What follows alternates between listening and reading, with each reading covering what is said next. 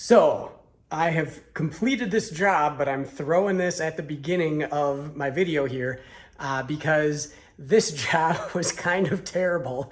I didn't start out planning on even shooting a video, but then I looked at it and I was like, well, that seems like a really bad design.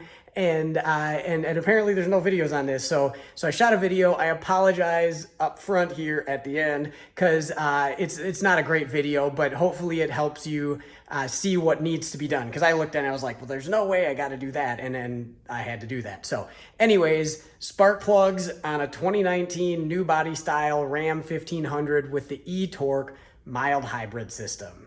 I'm doing spark plugs and I'm trying to figure it out. So I figured I'd shoot a video of it so that maybe it takes a little bit of the guesswork out for somebody else. So yeah, I'm still guessing, but I've got half of them done. I've got the 8 on the passenger side done. That was easy. You've got better access than the older ones actually, all the way in the back. This is not the best lit video here, but all the way in the back, even the furthest cylinder there, I was able to just zip those two 10mm bolts out and pull the coil out. The boots are pretty flexible, so there really wasn't anything in the way. The only thing that I pulled out of the way was I was doing an air filter. So by the way, this truck has 103,000 miles on it, so it's due for plugs. Definitely gets a lot of highway miles put on it, so it's more miles than most, which is why we're doing plugs already. But so there's just one clamp to loosen up, and then I already had the air box unbolted, so I pulled that out, so I got good access. That's done. So now we're on the driver's side, and a lot of people complain about these things because the brake booster is so close and on the non-hybrid ones, and that is true. Well, on the hybrid one, I've got a couple parts out of here so far, but there's a bracket that runs from this alternator starter and bolts down. You can see I also have the engine cover off. I don't know if that's necessary, but pulled it out of the way there. So you can see we've got this aluminum bracket that's kind of wrapped over the coils there. And I have taken the nut off on the bottom down by the exhaust manifold. And I'm wondering if it's at all possible to sneak the coils out of there with that bracket on there. I don't know yet. But what wasn't even a small hurdle was getting the harnesses unplugged from the coils. On the other side, the tab was facing forward, so with my right hand or left hand, I could put my thumb on it. Wasn't that big of a deal to unplug. This side, I couldn't get any of them, so I used my pick, and I pushed the connector down by hand, pulled in on the tab in the back, and then was able to unplug it. But then you also have a wire harness that's really tight, so I couldn't even actually unplug this until I lifted the coil pack up on the front cylinder here. On the second one, I was able to sneak it out of there, but it's just a battle. So anyways, there's where we're at, and I'm going to keep plugging away and see what else I need to pull out of here. Okay, I've got the front 2 plugs done. So this first coil pack isn't too bad. I was able to pull it out and twist it. The boots are flexible enough that I was able to extract it out of there. Yeah, not too big of a deal. Definitely not fun, but probably funner than the next ones. And the other note is I've got this little Makita cordless ratchet with quarter drive stuff on it. I just have a 10mm and a universal joint.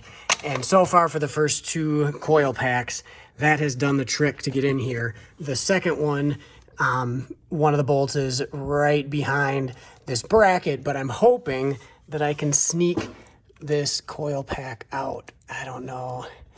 Yeah, it doesn't look like that's gonna happen. So we're on to the more complicated part now. All right, the fun continues. I pulled the breather and the foam piece from around the oil fill so I could get a little bit better access in here. Then I had to unplug the injector. Sorry, the lighting is terrible, I know. I had to unplug the 2 middle injectors. The furthest back injector and the furthest front injector weren't a problem. There's enough slack in the front one or in the back one. The front one's tight, but it's back out of the way. But then I was able to pull the wire harness up there's 2 points where it's clipped in to the valve cover. So I was able to pull that back and get a socket on the 2 10mm nuts. So there's 1 nut down there, there's 2 up there, there's 2 bolts that hold this bracket up to the front here and 1 bolt in the front. So 3 bolts on the bracket, or the brace. The bracket has a 10mm down there, 2 10mm up there, all nuts, and then it sits on 3 studs. So I believe, and I probably can't do it one-handed, but I should be able to pull, you can see the bracket's loose, so I should now be able to pull it out. So, piece of cake. So just because the bracket is loose doesn't mean it's going to come out. I have been messing with it for several minutes, and the best I could do was finagle it back so that I can get the second coil pack out of here. You can see that came out pretty easy there. And then I know I can move it forward, so I'm just going to finagle it forward. It might be one of those secret deals where, you know, you spin it to the right 3 times and to the left twice, and then you can sneak it out some weird way. But I think this is going to have to work, just pushing it back as far as possible off the studs, push it back, get the next plug done, or the next 2 plugs, and then move it forward. I know it'll move forward enough to get those last 2 coil packs. So I think that's the way it's going to look. At that. I got the back 2 out, which you can't even see because I don't have any light down there. But yeah, it's, you know, once I got that bracket out, it's pretty much like normal, maybe a little tighter than the non-E-torque versions. I was even using my extended reach. This is actually, I just got this the other day, a Harbor Freight, a Hercules extended reach quarter drive with a U-joint and a 10mm. And then I was able to zip all of those fasteners out. So yeah, so now I just got to get those back 4 plugs all changed out. And then it's time to finagle it all back together again. You can see the bracket.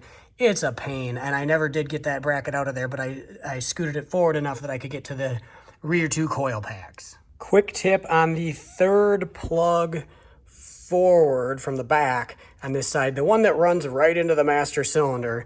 I don't know how anyone else does it, but this is what I found to work out pretty good. Here's what I use. This is a non-spark plug socket so that it won't hang on to the plug. And so I'll feed these down. I'll feed the socket in, and then a regular, I think a 3-inch extension, and then a really short extension. And that gets me to the same height as my regular gear wrench deal that doesn't unhook but swivels and whatever. Anyways, I'll drop this down, crack it loose, unscrew it all, and then I can take these out piece by piece. I'll pull this out, and then I will pull it up until I can put my finger on the socket.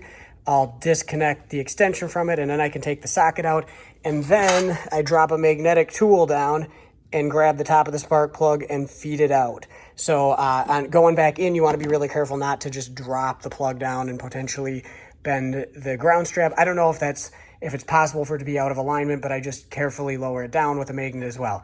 Anyways, that's the formulation that has seemed to work out the best for me on that most difficult to get to, because it runs into the master cylinder booster. So give that a try if you don't have any other idea. So here we are. The bracket is back in.